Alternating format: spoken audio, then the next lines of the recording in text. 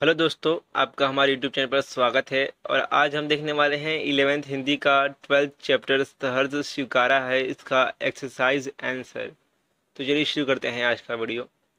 देखो, मैं इस चैनल पर 11th Hindi, 11th English and 11th biology complete कर रहा हूं। मैंने इसके बहुत वीडियो अपलोड किए हैं यहाँ पर, तो आप प्लेलिस्ट चेक कर सकते हो बाकी के वीडियोस के लिए।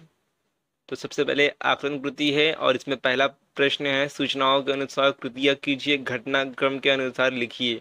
यानी कि सीक्वेंस के अकॉर्डिंग आपको लिखना है कि कौन सा जो इसमें चीज बताया गया है वो पहले हुआ था। तो इसमें यही आएगा, ये जो दिया है क्वेश्चन वो घटनाक्रम के अनुसार ही है, तो यही इसका आंसर भी आएगा।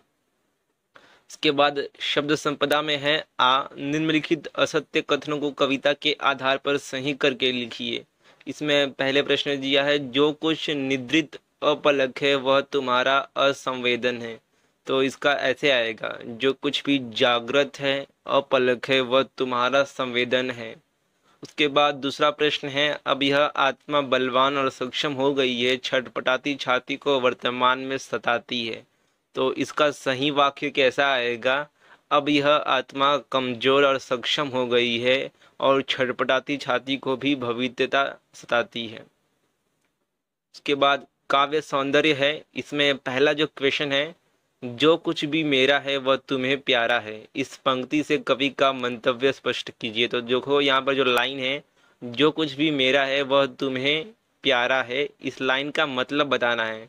तो कवि के जीवन में जो कुछ भी है या जो कारण है उसकी सत्ता, स्थिति या भविष्य की उन्नति या अवनति की सभी संवेदनाएं प्रियतमा के कारण है। कवि का हर्ष, विवाद, उन्नति, अवनति सदा उससे ही संबंधित है। कवि ने हर सुख दुख, सफलता असफलता को प्रसन्नतापूर्वक इसलिए स्वीकार किया है क्योंकि प्रियतमा ने उन सबको अपना माना है, वे कवि के जीवन से पूरी तरह जुड़ी हुई है।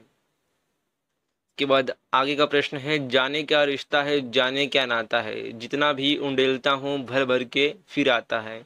इन पंक्तियों का आशय स्पष्ट कीजिए। तो यहाँ पर इसका उत्तर है, देख सकते हो। के बाद अभिव्यक्ति है। यहाँ पर प्रश्न है, अपनी जिंदगी को सहर्ष स्वीकारना चाहिए, इस कथन पर अपने विचार लिखिए।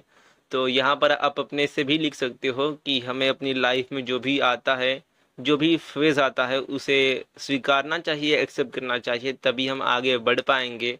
अगर किसी चीज को हम पकड़ के रखेंगे, किसी एक बुरी बात को, तो हम अपने जीवन में ठहर जाएंगे। तो यहाँ पर इसका उत्तर है, आप देख सकते हो। अपने मन से भी लिख सकते हो, तभी भी वहां पर मार्क्स मिलेगा। जरूरी नहीं कि ये डाइजेस्ट वाला ही आंसर लिखो। उसके बाद अगला है, जीवन में अत्यधिक मोह से अलग होने की आवश्यकता है, इस वाक्य में व्यक्त भाव प्रकट कीजिए। तो यहाँ पर बताना है कि अत्यधिक मोह, लगाव से हमें अलग क्यों होना चाहिए, क्योंकि अत्यधिक मोह या फिर लगाव किसी से, किसी चीज के लिए, किसी भी प्रकार का लगाव, किसी भी प्रकार का अत्यधिक मोह हमारे लिए हानिकारक ही होता है। यहाँ पर इसका उत्तर है।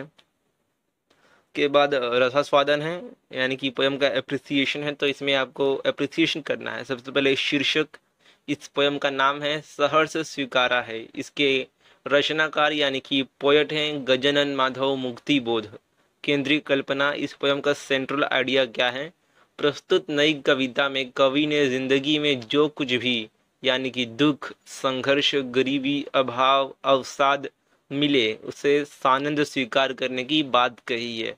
प्रकृति को जो कुछ भी प्यारा है वह उसने हमें सौंपा है, इसलिए जो कुछ भी मिला है या मिलने की संभावनाएं हैं उसे सहजता से अपनाना चाहिए। तो देखो, इस कविता में हमें राइटर ने क्या बताया है कि जो कुछ भी हमें जिंदगी में मिलता है, चाहे सुख हो, चाहे दुख हो, चाहे गरीबी, चाहे मुश्किलें, वो सब हमें स्वीकारना चाहिए, क्योंकि वो हमारी लाइफ का एक हिस्सा है और हमें वो प्रकृति ने, नेचर ने दिया है। और नेचर हमें जो कुछ भी देती है वो हमें स्वीकारना चाहिए। उसके बाद रस और अलंकार, तो इसमें अनुप्रास अलंकार है। प्रतीक, विधान, अंधकार, अमावस्या, निराशा के प्रतीक हैं। उसके बाद कल्पना, दिल में क्या झरना है। पंक्ति में कवि कल्पना करते हैं कि झरने में जैसे चारों तरफ की पहाड़ियों से पानी इकट्ठा होता है और कभी खाली नहीं होता, वैसे ही कवि के हृदय में अपनी प्रियतमा के प्रति प्रेम उमड़ता है और बार बार व्यक्त करने पर भी कम नहीं होता। देखो, कल्पना मतलब होता है कि किसी एक टॉपिक पर इमेजिन करना और उसको अपनी लाइफ से रिलेट करना। तो यहाँ पर पोएट ने एक सीन क्रिएट किया है कि जैसे कि झरने में चारों तरफ से पानी आता है और झरना कभी खाली नहीं होता, वैसे ही हमारे जो कवि हैं, लेखक हैं, उनके मन में भी चारों तरफ से प्रेम उमड़ता है और जो कभी खत्म नहीं होता। के बाद पसंद की पंक्तियाँ तथा प्रभाव, ये भी आप अपने मन से लिख सकते हो, कोई भी पोयम का 2-3 लाइन, और कविता पसंद आने का कारण, ये भी आप अपने मन से ही लिख सकते हो। उसके बाद साहित्य संबंधी सामान्य ज्ञान है, तो इसमें पहला प्रश्न है, मुक्ति बोध जी की कविताओं की विशेषताएं। तो प्रगतिवादी दृष्टिकोण, जीवन से जुड़ी जुड़ी कविता के सर्जक, शोषितों से गहरा लगाव, प्रतीक विधान में नयापन। उसके बाद आ है मुक्ति बोध जी का साहित्य, तो इनकी जो भी कुछ फेमस राइटिंग्स हैं, कुछ प्रमुख कृतियां हैं जो आपके पाठ के स्टार्टिंग में बॉक्स में दिया गया है, वही लिख सकते हो। जैसे कि है, चांद का मुंह टेढ़ा है, भूरी भूरी खाक धूल, प्रतिनिधि कविताएं जो कि काव्य संग्रह है, सतह से उठता आदमी जो कि कहानियों का कलेक्शन है, विपात्र जो कि उपन्यास है, उसके बाद कामायनी एक पुनर्विचार जो कि आलोचना है। उसके बाद आगे कुछ ग्रामर के क्वेश्चन दिए हैं, इसमें सबसे पहले जो लाइंस दी हैं उसका आपको अलंकार पहचानना है कि इसमें कौन सा अलंकार है। सबसे पहला है, कूलन में, केलिन में, झारन में, कुंजों में, क्यारियों में, कली कलीन में, बगरो बसंत है। तो यहाँ पर क वर्ड बार बार आ रहा है, उसका रिपीटेशन हो रहा है, तो यहाँ पर हो जाएगा अनुप्रास अलंकार।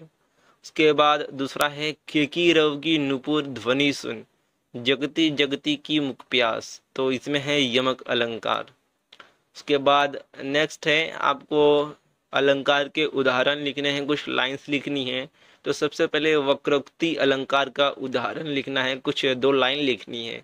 तो इसकी लाइन ऐसे आएगी, मैं सुकुमारी नाथ बन जोगू, तुम ही उचित तप मो कह भोगू।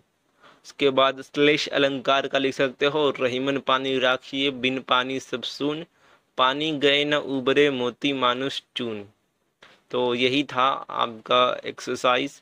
इसका पीडीएफ आपको हमारे टेलीग्राम ग्रुप पर, टेलीग्राम चैनल पर मिल जाएगा, जिसका लिंक नीचे डिस्क्रिप्शन बॉक्स में है, वहां से ज्वाइन कर सकते हो और इसका पीडीएफ वहां पर मिल जाएगा।